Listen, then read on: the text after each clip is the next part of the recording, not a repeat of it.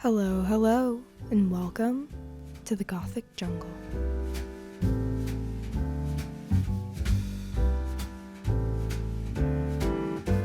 For today's video, I'd like to go through 10 of my unpopular plant opinions.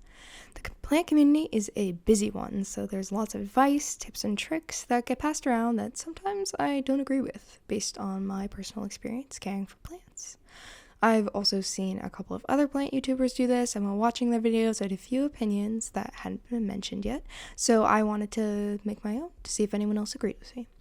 But without further ado, let's get started. My first unpopular opinion is that I don't like ZZ plants.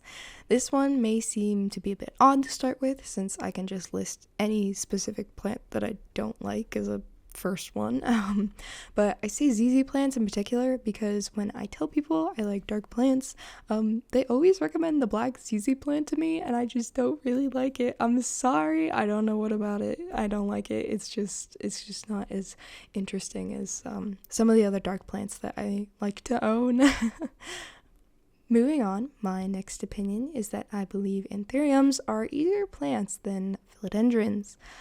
These guys both tend to be fast growers in my collection, but I've had much more success sizing up leaves and getting new growth with Anthuriums rather than philodendrons. Philodendrons also can be a bit annoying if they keep getting stuck in their little shell over and over again anytime there's a new leaf. I still do like philodendrons though, and this isn't stopping me from adding more to my collection. I just feel like I see a lot on the internet that philodendrons are marketed as like beginner plants that like are great to grow and like add to your collection, whereas Anthuriums are poised as like more nuanced and complex plants to take care of, and it's like this mysterious plant routine that you need to like keep them alive, or they're like super fussy with their humidity or whatever.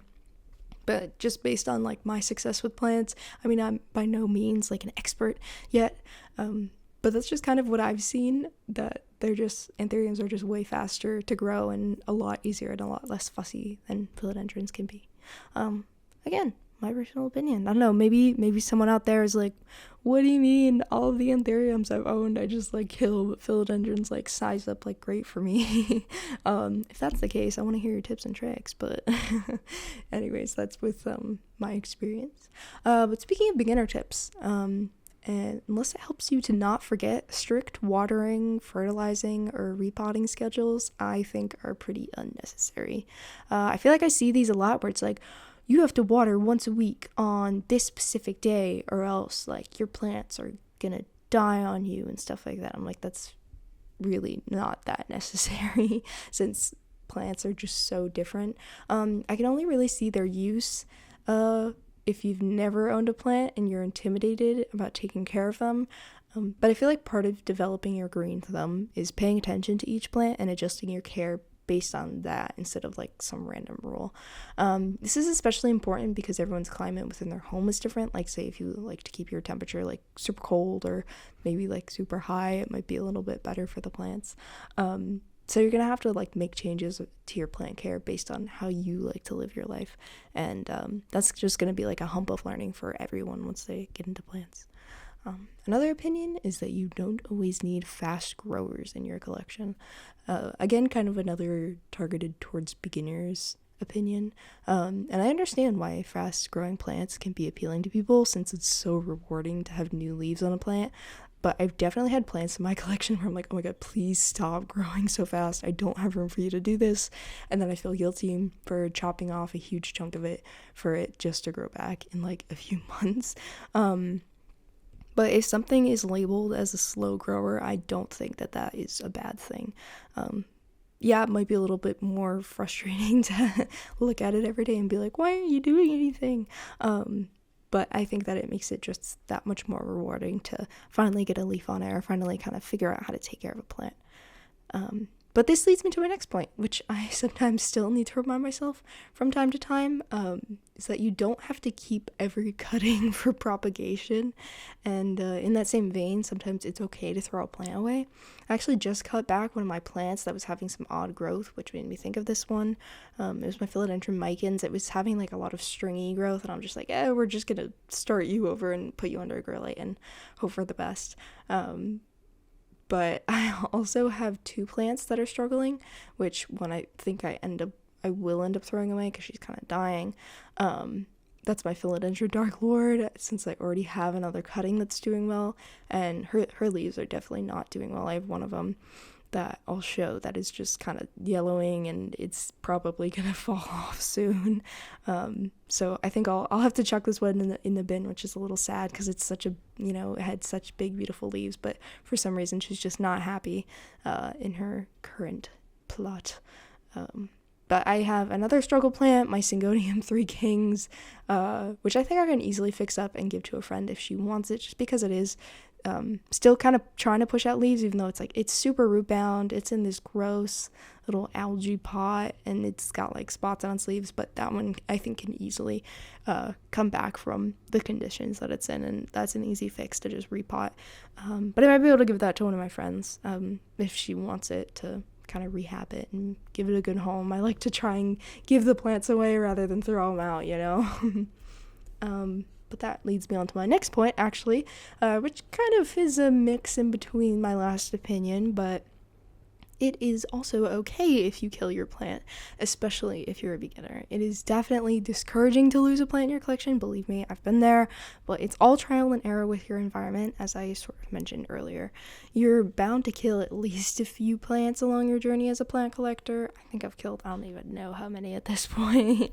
And each time you do, you're gonna learn something from it. Like, you're like, oh, maybe I followed that super strict watering schedule at the beginning, and you're like, why did I do that? I just waterlogged this plant and how its roots are all mushy and rotted and dying.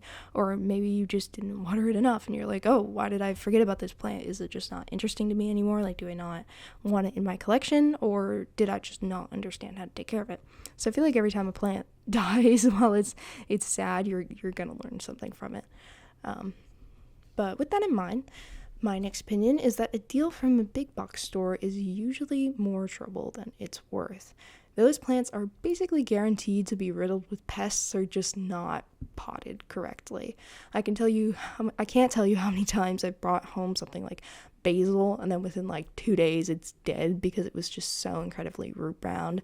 And then I remember I had a friend who bought a plant, and she's like, I just bought this from like a big box store like a few days ago. Why is it like yellowing and dying already? I isolated it and everything. And I'm like, well, there's probably like pests on it or something. It's just not right with it. I think this opinion is particularly unpopular because I feel like I just see a lot of people still going to big box stores and being like, oh, go to Lowe's or something to get all your plants, and then like they die like 3 days later.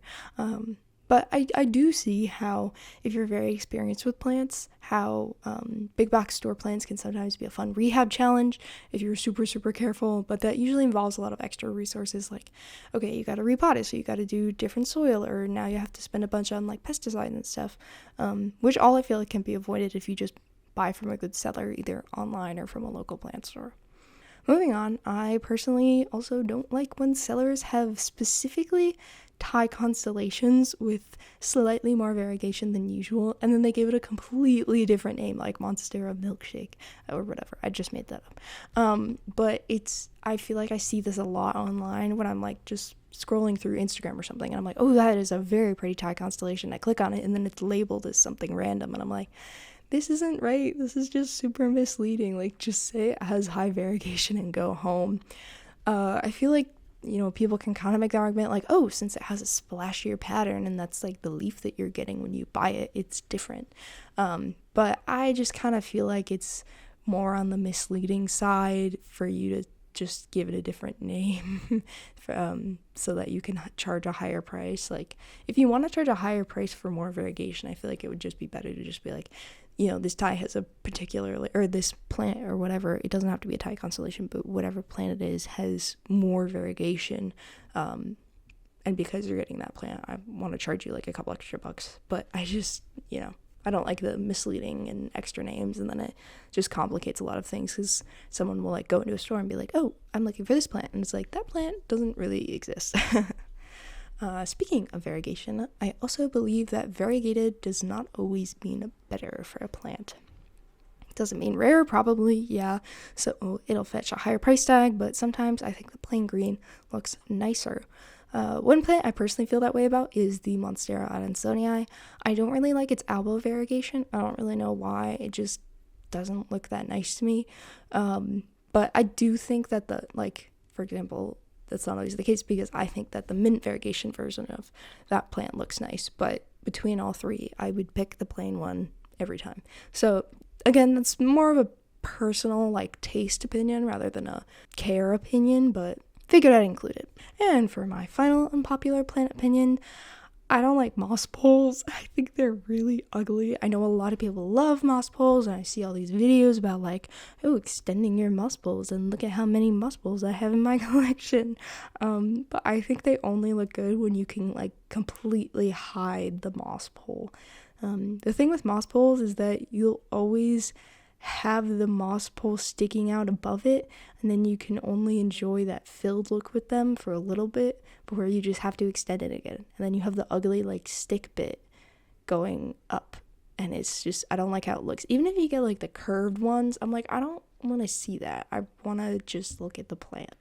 I think a good change out for it would be having a plant climb on driftwood, but I don't know, some people are oh, that just makes it grow slower, not great for it. Then you have to just rely on the lower root system instead of having it build a new one each time it grows. But I'm I don't really care. I just want it to look nice, But anyways, that is all the plant opinions I have for you guys today. Let me know if you agree with any, because I know some of them are more controversial than others.